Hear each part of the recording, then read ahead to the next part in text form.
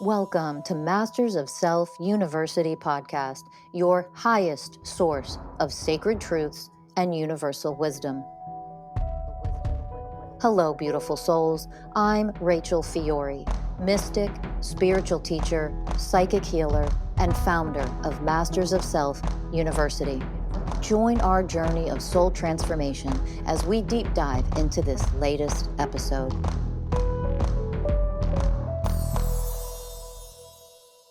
Hello, everyone. Welcome to another episode of the Masters of Self University podcast. I'm your host, Ellie Lee. And I'm your host, Morley. And today, Ellie and I are going to be talking about the way of integrity. Now, integrity is the 16th way of oneness. If you don't know what we're talking about Rachel's sacred text, The Universal Ways of Oneness. But you don't actually have to have read the book in any capacity to understand what integrity is. Maybe on a more elevated, enlightened, divine level. Yeah, that's what the book's for, to help us understand more about what this enlightened frequency actually is and how to live as it, how to be the way of integrity. And I had this realization just this past week, so I just wanted to come on and share about it and see where this podcast goes. And it was all around integrity. And I have felt like growing up, I lived a lot by integrity, and over the years, I would say like the more and more as I got into like my teenage years, that integrity started to kind of drift away. I don't think I had the right role models, and just the slow drip of patriarchy and who I'm looking up to, who I'm trying to, how I'm trying to fit in, and the compromises I make, and then my programmings, different aspects of my, wounded inner child showing up that are causing me to act out in unintegrous ways in a whole different, myriad of situations. And this kind of came front and foremost in my job the other day at work. And this came about for me in my other job that I do. And I work in a restaurant, and I'm somewhere in between kind of like a bartender, server, and a management. I'm not quite a manager, but I have a lot of the responsibilities of one. It's just kind of like this hybrid role, position of leadership. I do have certain like powers in terms of offering out, free food to guests, to fix problems when things aren't going right. And I was confronted this last week with a position to abuse that power, and use it in kind of like a selfish way. And this is something that I've seen done in the restaurant in the past, where the ice cream shop down the road called up and it was like, oh, do you want to do a trade, some ice cream for some of your pizza, do like a product trade. And I've seen this done again many times at the place where I work. But my position, I don't get free everything. As a manager, you get free meals, so you can do a trade like that. If you're trading your free pizza that you get every day for ice cream, great. That's entirely on you. But what they were offering in this trade was more than what I'm kind of allowed in my kind of like, my budget as it's called a shift lead. And so that put me in a position, well, how do I pay for this free ice cream that I'm getting? Do I just comp it and lie and say that, on the books that it was a mistake, or we had to make another one?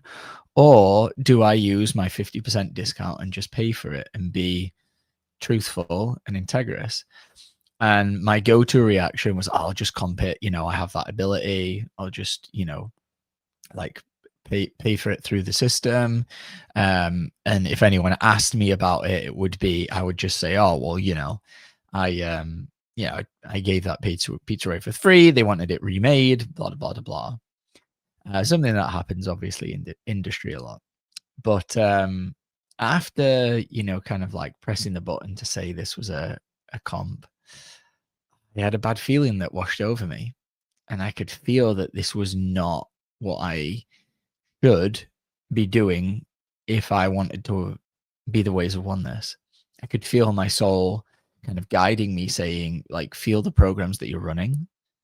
And I could feel there was like this entitlement, selfishness program that was running that just felt, well, since I do so much for the company and I sacrifice so much.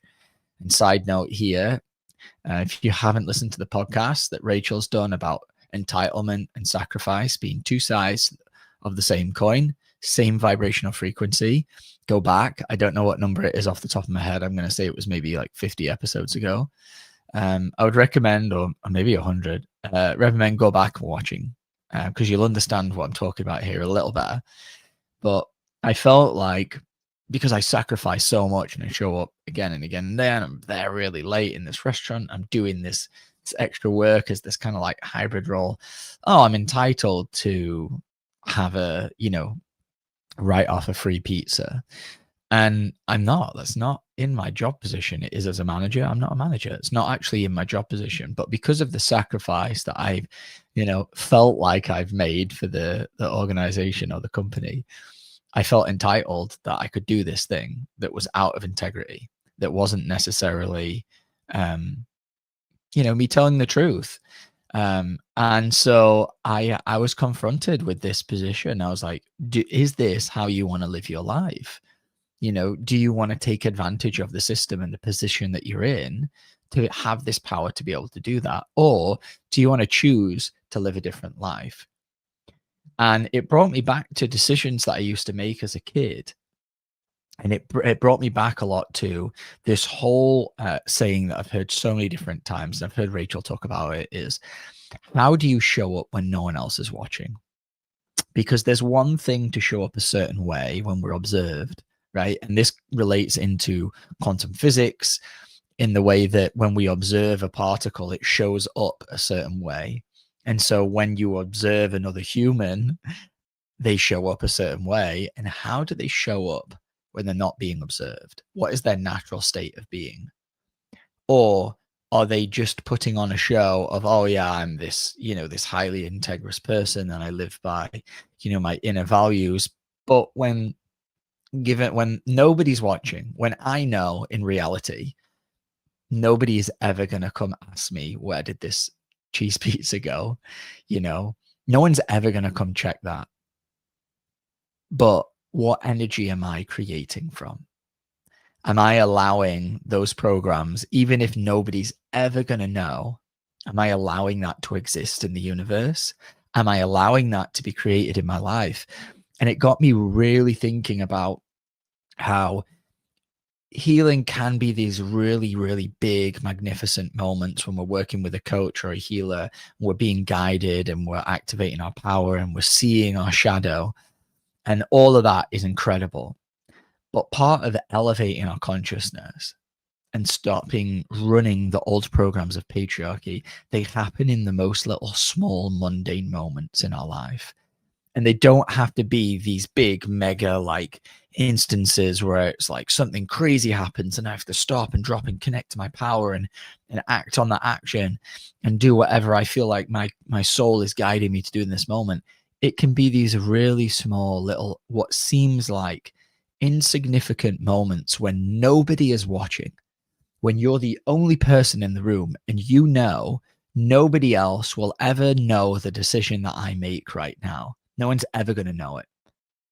But when I go to bed tonight, what energy am I going to be in? How am I going to feel about the decisions that I made?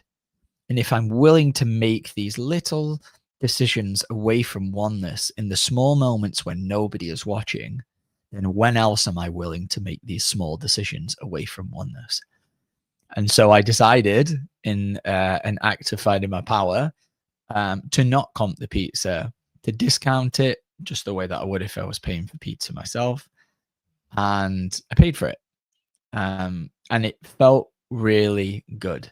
And the reason why it felt really good is because I was acting out, I was behaving as the way of integrity. I wasn't allowing these programs to run. So it felt really good. It felt really good to just decide I have a choice right now. I can let this part of me run and take over the part of me that feels entitled.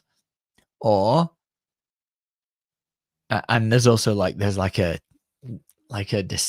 knew that it was wrong. There's like that there's an entitled energy there that feels like I deserve it. And then there's also this energy of like, I know I'm doing something wrong, but I'm going to do it anyway. You know, that kind of like little trickster, kind of like trickster devil kind of like energy. And yeah, I decided I don't want to do that. And I can choose to be this way. I can choose to be the way of integrity. And in doing it, yeah, it just felt so much better. It felt like it was the right thing to do in that moment. And in hindsight, looking back at it now, I know no one would ever have known the difference in the decision. But the fact is that on an energetic level, I chose to not run the program and be in a frequency and an energy of oneness consciousness instead. And to me, that was worth spending the extra money. Even though I didn't have to, it was worth it because this is how I want to live my life.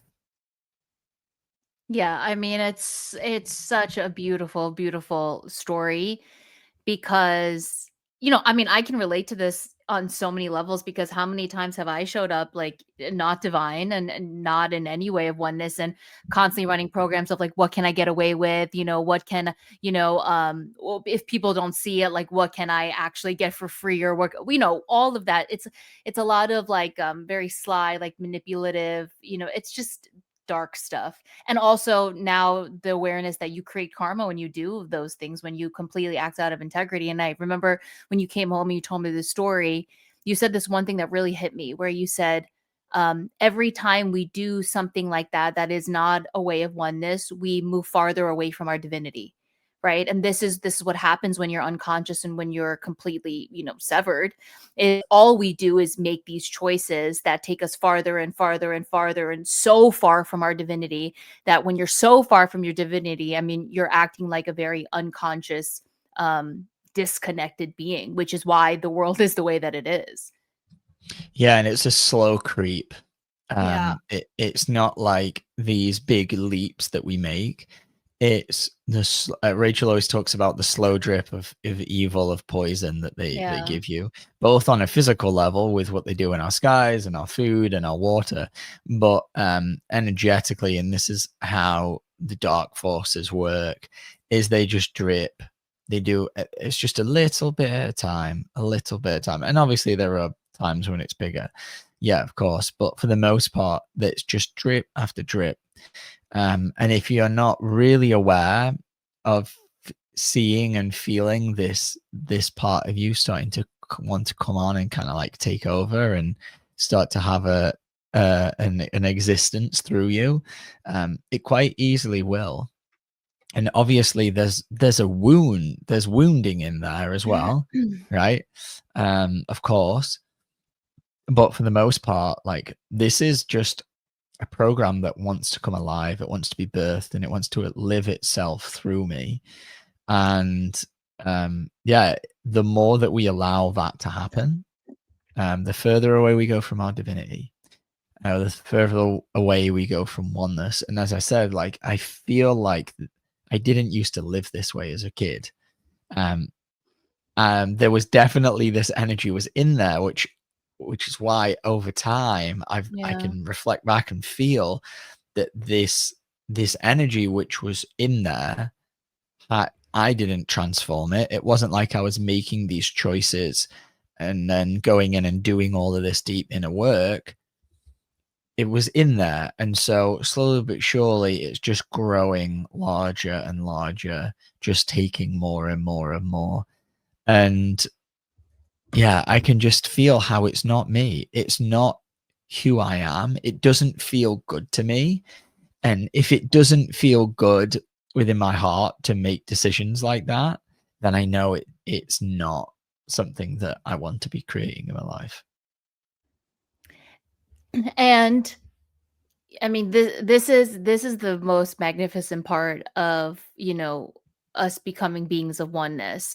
Because if you, when you weren't doing the work a few years back, like let's say if you would have been in this position, you probably wouldn't have blinked an eye. Maybe you would have maybe felt like maybe a little bit of like, I don't think this is the right thing to do, but you would have passed it and like, shoved it down, been like, yeah, whatever. Anyways, I'm gonna get this free ice cream and I'm gonna enjoy it, kind of thing. And it's such a testament to what we're becoming, right? Because it is not a way of oneness. You can feel how shitty it feels. You could feel that if you didn't make the choice to go ahead and do the quote unquote right thing, right? The divine thing, it would have probably eaten you, knowing you too, because would have been me too, eating me alive for days and days and days and days, because I know that I didn't do and show up in the way of integrity and done what I needed to do in that situation.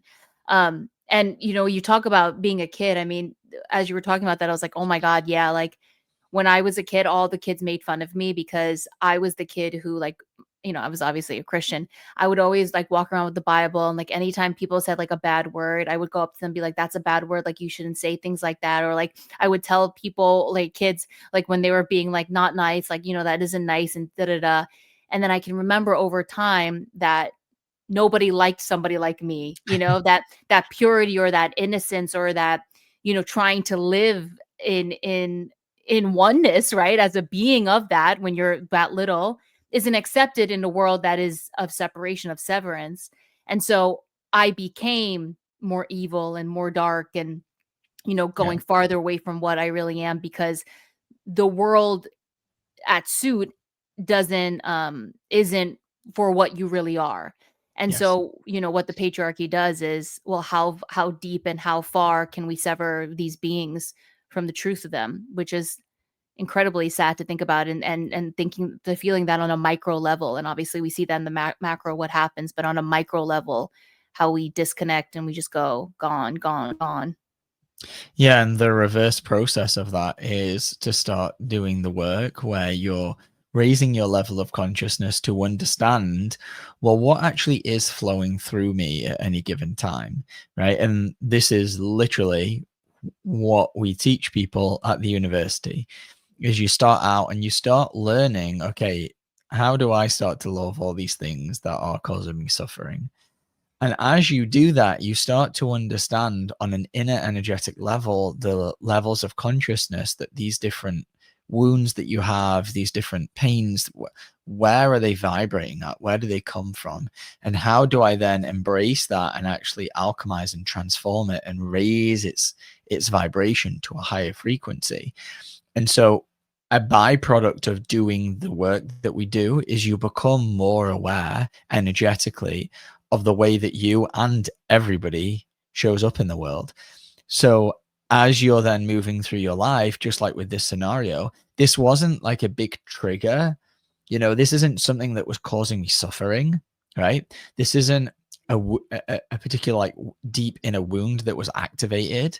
But I over the course of the last 4 years, I've developed enough self-awareness to now know when my soul is speaking to me through the energy of knowing I'm not showing up as divinity. I can feel the energy that I'm in right now feels low. How am I able to actually know that? Well, you've got to move through the process of finding your power to start being able to feel the energies that exist within you. And so that begins with doing the inner work to go into your triggers and, transform and heal all the suffering that's created. And so when we're able to do that, we're able to better identify where we're coming from. And so through this work, basically it's like a reverse process of what happened to us, as you mentioned, Ellie. Like we're born into this world, and we can be so innocent and pure. And if we don't have the right guidance, the right teacher, we can be over time conditioned, corrupted. The evil drips in. We learn that this whole integrity thing, it's great, but it doesn't get me anywhere, because look at where I'm at in my life. So why would I keep choosing to live like this when I have this option over here where I get to have whatever I want? And actually, this energy right here, where I get to have whatever I want and I could just take whatever I want, that's actually the dominant energy that rules this planet. So I may as well just morph and train and become that. And then what And you watch everybody else do that too. yeah. Yeah. You're watching, feeling, you're seeing, it's interwoven into the entire energetic matrix that creates this reality. Yeah. So of course, if you're not really doing continuous work on yourself, raising your level of consciousness, healing, tapping into your own divine power, eventually that conditioning, that matrix that you live within is going to have an effect on you. And then you're going to start consenting to streams of consciousness, like just like I explained today, the entitlement, that trickster little tricky little devil that knows it's doing something wrong and is going to do it anyway, to flow through you. And then you're just consenting and reinforcing patriarchy. And like, I don't want to do that. Yeah.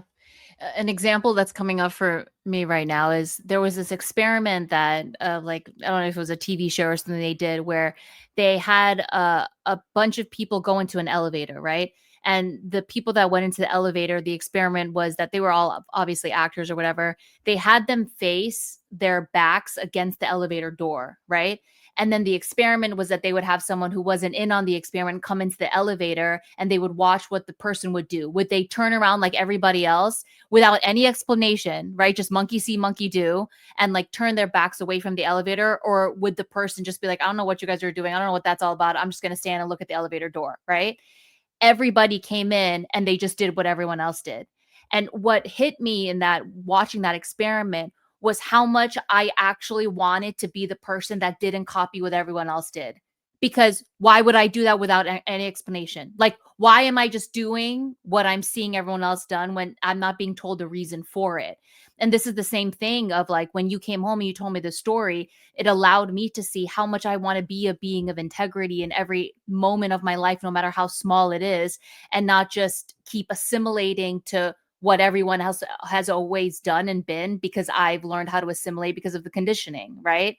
And so even as little thing as one of our dogs went to go poop in one of the bushes, and sometimes, like, sometimes our dogs will go into a place where we'll call it a free drop, when it's like there's no way that we can go into that area and like go pick up the poop because either it's thorny or it's bushy or it's too far or whatever it is, right?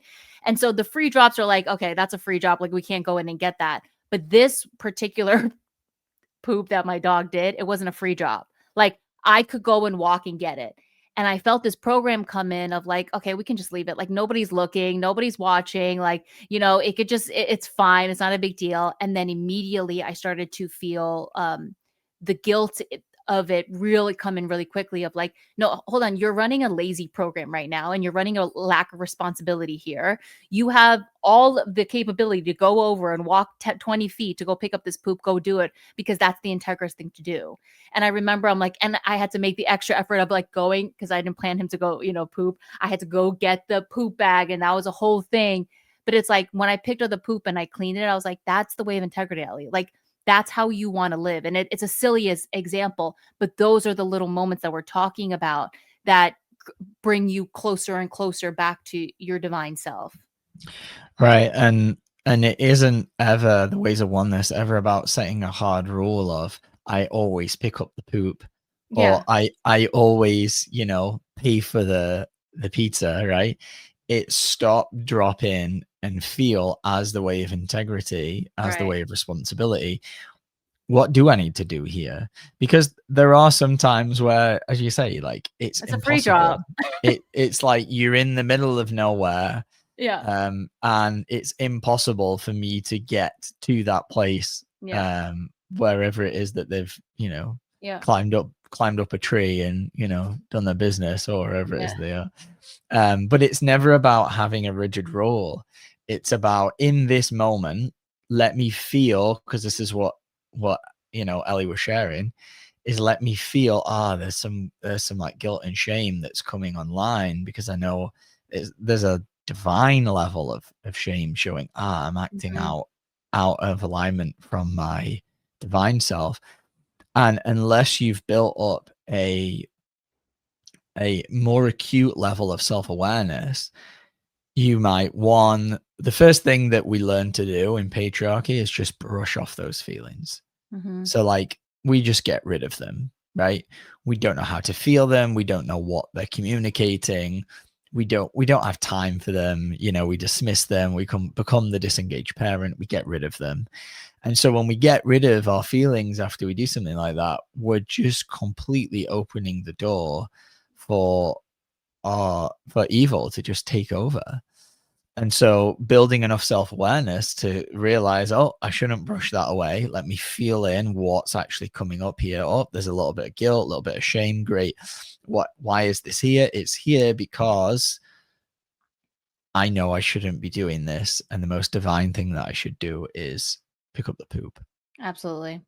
Absolutely. And that's another way and a beautiful example of how we get out of duality consciousness, right? It's always that you pick up the poop, you know, instead of like drop in and feel, you know, truly feel. And that's the name of the game.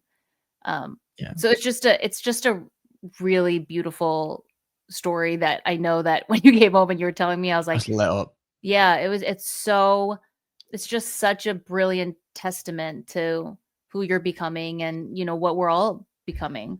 Yeah, and it really made me realize, like, oh, I can choose to live this way. Like, that making a choice like this, as small and as insignificant as it might be, it gave me this sense of autonomy and power, because it felt like instead of just allowing my programs to run, I was the one that was consciously choosing what I'm creating in my life.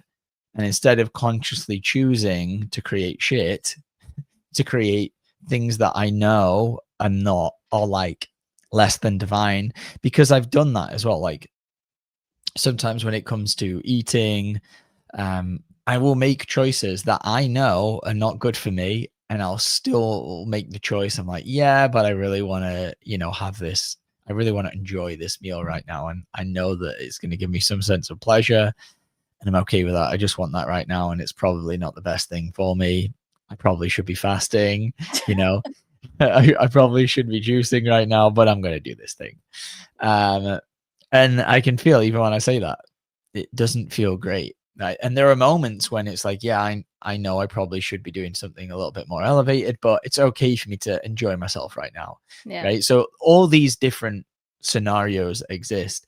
But in this particular one, it felt so empowering to me because I consciously realized, here are these streams of consciousness flowing through me when nobody's watching, and I have a choice. Who do I want to be in this moment? Now I'm aware of it. You have to be aware of it. If you're not aware of what's flowing through you, you're not the way of presence. You don't know what's happening. And so you're going to just unconsciously regurgitate your programming, your wounds, whatever's in there. So to build enough awareness to have these realizations in regular, what I would call like life, right? Like ordinary life, like this is when it counts. This is what it means to be a more elevated, evolved spiritual being. It's not about, you know, lighting incense and saying namaste and chanting om. It's these small, insignificant moments where we get to choose, what energy, what frequency do I want to be in this moment in my everyday life? And what would it feel like to be the most divine, most evolved version of me? And when I make that choice, how does it make me feel? It makes me feel great. I feel fantastic. Yeah, my bank account's a little bit lighter, but I know in oneness, that energy will return back to me in another form. That when I choose to make these, decisions in line with oneness, with abundance herself, I know that it will return back to me. Because that was another program that came alive, was like, yeah, but it's $8 and this is an $8 that you don't need to be spending. And it's like, yeah, but is this $8 worth me sacrificing my divinity for? Yeah. No, it's not. And the more that I choose to constantly realign my life with the ways of oneness and oneness consciousness, the one. Like when I decide to be in those enlightened vibrational frequencies, that's abundance. It's going to flow back to me. And instead of creating abundance of lack and scarcity and worrying about this $8 that I'm not going to have because I could get it for free, instead I can just sink into my heart and know, nah, like this is the energy that I want to choose to lock into, and there is an abundance of it. And I know that eventually at one stage and in maybe another form, it will flow right back to me. And so it was a beautiful, beautiful conscious choice. And having the ability to make the conscious choice is what felt so powerful. Is like having the awareness, having the ability to then choose and making what felt like the right choice at the time.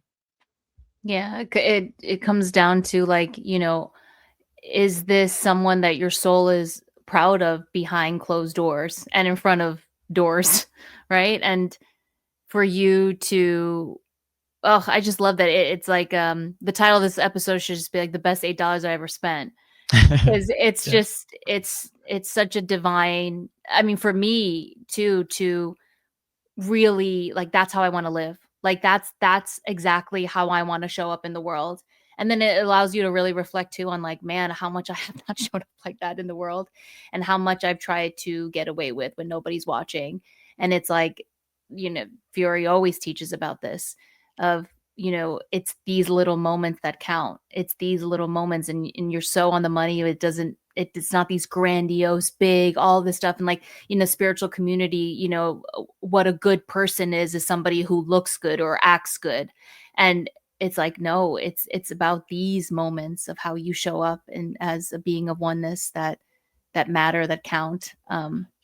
Yeah, and then not to hang on to the. Obviously, I'm sharing this as a example, as a teaching, as a whatever on this podcast, but I can't hang on to that instance and then go, "Wow, I'm the way of integrity because I did that." Remember that $8 back there in November? Remember when Ellie? Remember when I did that?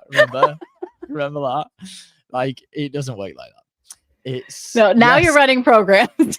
Yeah, in that moment, my vibrational frequency was vibrating probably closer to the way of integrity, or was the way of integrity. Yeah. But then it's a rinse and repeat process, right? Mm-hmm. We then have to keep becoming. And especially living in a world of patriarchy, if we are not actively choosing to become the ways, patriarchy will start to influence you. The slow drip will happen. And over time, those lower energies will influence all of us. And it's only when we are actively becoming the ways can we actually start to raise a vibration for real, raise a frequency, and let that ripple out to the planet. And that means that the people that are here on Earth right now, we've got a lot of work to do. We're like, like when you're trying to like move a boulder or a car, it's like the hardest part is that first initial push. It's not once the ball's in motion and it's rolling, it's easy to keep the ball rolling. Then it's that first initial push. And obviously Rachel has created the push and created that first initial push. And now it's going to be down for all the beings who are willing to do the work to start to transform this planet in all these microscopic and macro, but all these little micro moments in our lives when we get the opportunity to become the divinity that we are. Beautiful. Absolutely beautiful. So to everybody at home, if you're inspired by this and you're like, yep, I'm ready to really become a being of oneness, great. Masters of Self University. Our spring semester starts January 20th, 2026. We are holding free student enrollment meetings right now that you can sign up on our website, mastersofselfuniversity.com, so that you can start becoming. The world needs you to become. And so let's do the work. And are you holding the book in your hands? Yeah, because I just want to throw out. I know I mentioned the Way of Integrity a lot. As I said, I believe it's number 16. You can buy a copy of this, Mason's Way, the Introduction to the Ways of Oneness. Actually, it's not called the Introduction, is it? It's just 20. the Universal Ways of Oneness. The 20 Universal Ways of Oneness.